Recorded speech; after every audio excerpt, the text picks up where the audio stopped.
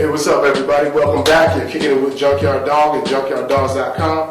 So, for those of you who are new to the show, we're all about going to the junkyard, finding performance parts, bringing them back to life, and putting them back on our cars, whether it be from eBay, Craigslist, anything that can make our cars stronger, faster, and more reliable and efficient.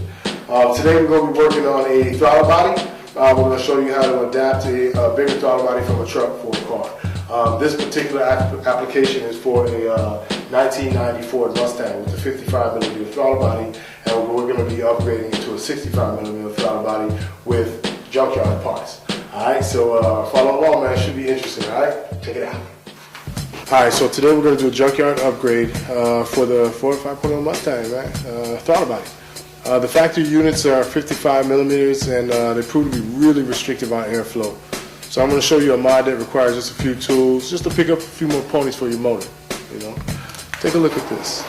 You know, what you want to pay attention to is the thickness of the wall of this throttle body. See how thick it is? It makes it really small, the bore. Here we have a 65mm throttle body. This is from a 96 to 98 Ford Explorer.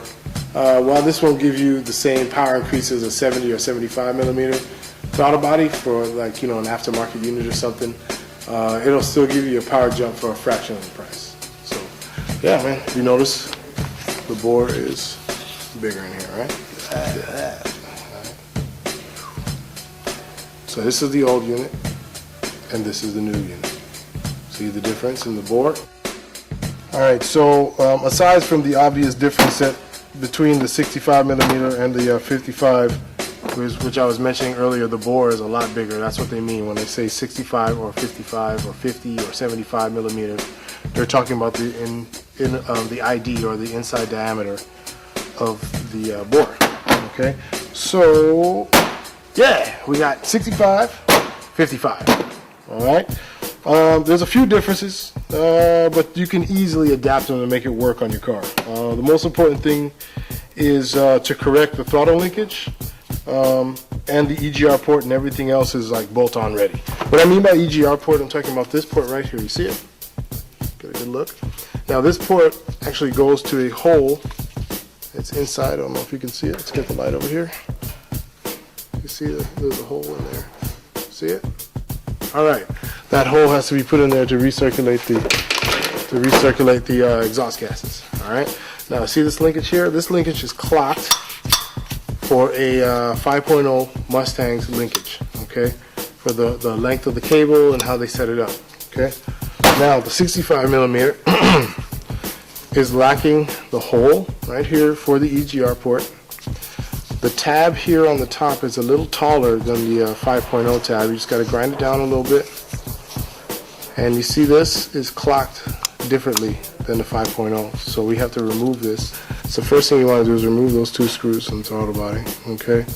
You got to be careful with those guys, because if you strip them and then you just jump the whole thing, it makes it hard to get out. Okay, take those out first, then you rotate the plate. Okay, you see how the plate's rotating? Okay, and you slide it on out, and then you'll be able to pull this whole assembly out at the bottom here. Okay, so what we'll do first is get the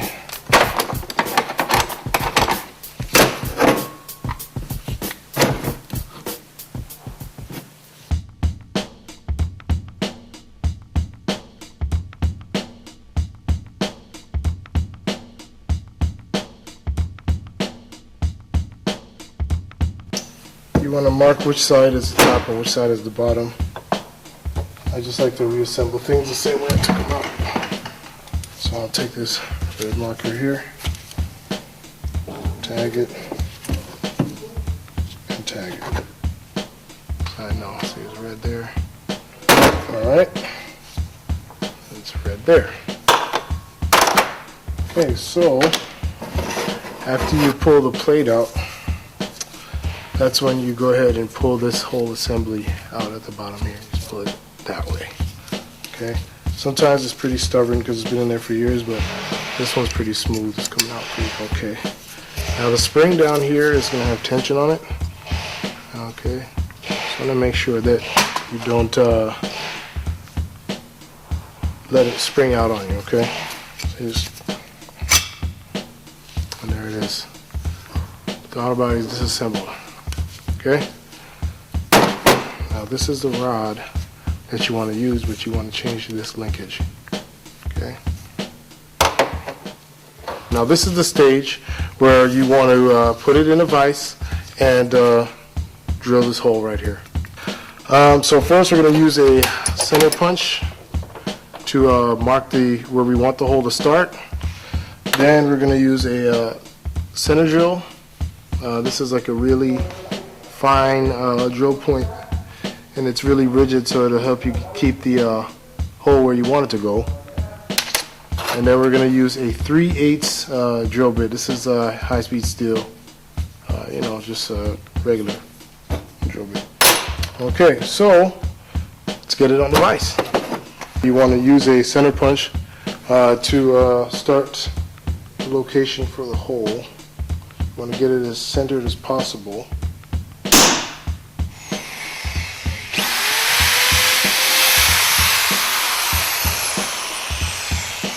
Okay, so what you want to do now, you want to mount a 3/8 drill into the drill press. Locate where you're going to start that hole. Turn it on and then gently feed, guys. Don't force it, please. Lug out.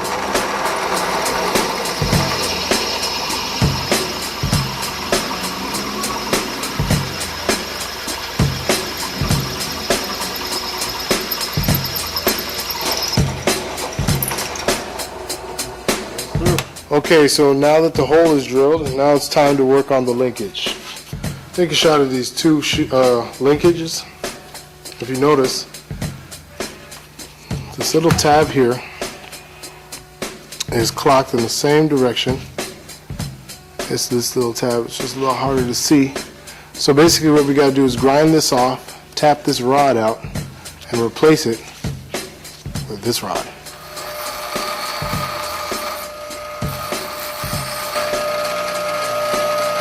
Okay, so you see it looks like that. Just going to grind it off, okay? So you're going to do the same thing with the other one. This one's hard to see because it's dirty, but basically you're going to do the same thing.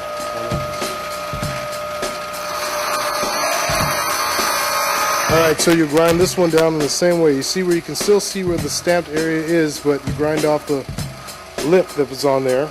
Stop it from holding. Alright, so now that we've ground the boss off here, we're going to go ahead and tap this rod loose. I like to use a little heat for propane, just to expand the metal enough to make it easy for me to tap it out. Don't got to get it red hot, just enough to loosen them up a little bit. Okay, just tap.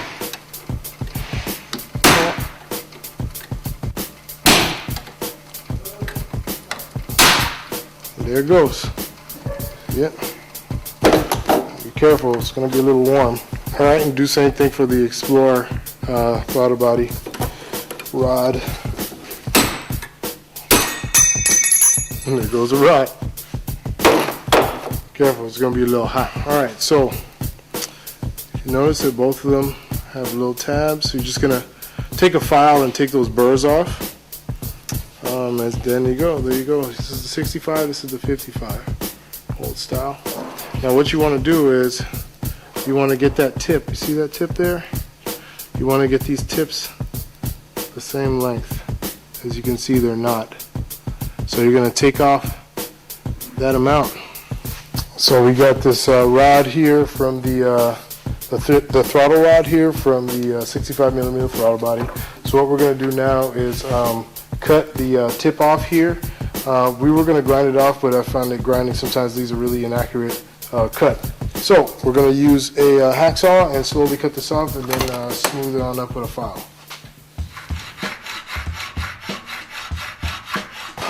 Alright, so after you finish doing a little grinding here, you clean up the tip.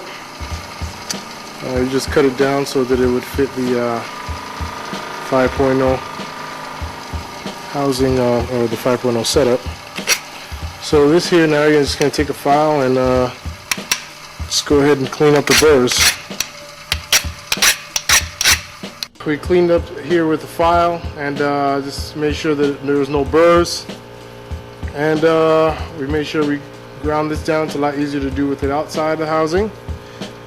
Alright, so basically what you're going to do is you're going to take the linkage. You see this side here. You're going to want to go ahead and take the rod, stick it through. And you see how it wants to go in, but you got to tap it in just a little bit more. Now don't wail on it, but you know, just give it a little bit of love and it'll go on in. You'll hear it bottom out, and there it is. It's pressed in there.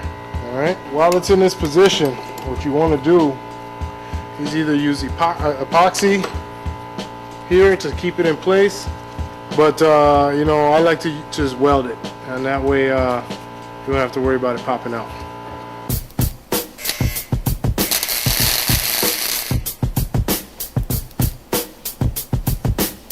Yeah, you don't need to weld it all super heavy duty or nothing. It's real simple.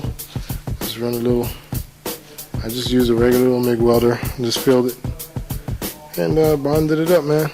You know, so now what we're gonna do is just grind it, clean it up, and reinstall it into the housing. Alright, so we just cleaned the weld up a little bit and grinded it down a little bit. And yeah, so you got your rod attached to the rest of your linkage here. Okay, so we fixed the camera. Apparently it was a little too dark. So we have this throttle body rod that's going to go into this throttle body housing. Just make sure it's clean of all the chips from when we were drilling the hole earlier. So you're going to turn it towards the bottom here. This little stopper plate goes against this screw right here. So you're going to go in like that. Okay, take your time. It's going to want to hang up a little bit. Go on real slow. Boom. Okay. So that's in there. So it's all loose because you don't have the spring activated. So the spring, you can see right here, comes back like this. And goes all the way behind the screw. This is what gives it tension and makes it snap back. Okay, see where this goes right here? Alright, so you're going to be, so now you got that snap back. So you got the two screw holes in there, you got the snap back, and then we got the height proper for the sensor from the 5.0. It should be this. You're going to want to put it on like that. And then you just pop the holes in there and it's good to go. Okay, see? Gotta shorten this, alright? The way you know it's activating is turn it. It's going to try to turn off on its own because it's got a spring inside it. We're going to go ahead and reinstall the throttle plate. Now remember, you put that red mark on there so we know that the throttle plate here, it's got a red mark that goes that way into the throttle body. Once you get the rod in there, you just reinstall the plate. I haven't put the screws in yet, but you just want to make sure that it's turning freely. Okay? So next, we're going to put the Phillip head screws in, and then we're going to check actuation, make sure everything's okay.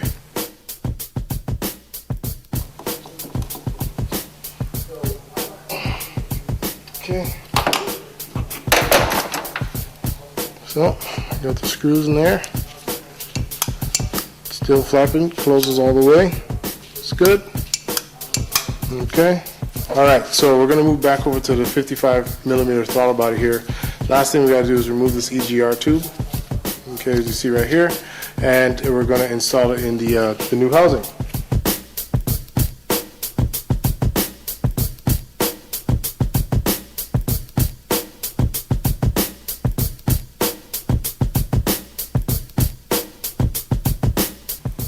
So that's what we're going to use and put in that hole that we drilled earlier on in the video. Goes in.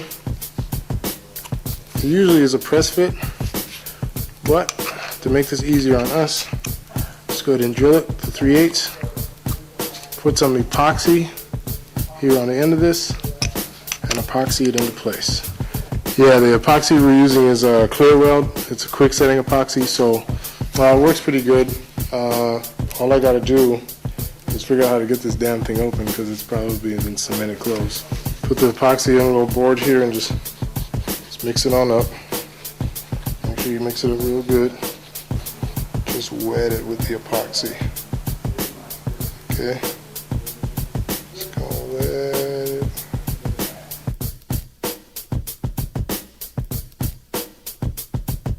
Alright, so you always have the option after, you know, all this, or before, while the housing is bare, to clean all this. I just want to advise you guys that this surface in here is covered with like a special coating that actually helps keep it as clean as it has been over all these years. I really wish they'd use that coating on intakes too, because they get filthy. But anyway, yeah, that's it, man. 65mm throttle body upgrade for your Foxbody Mustang.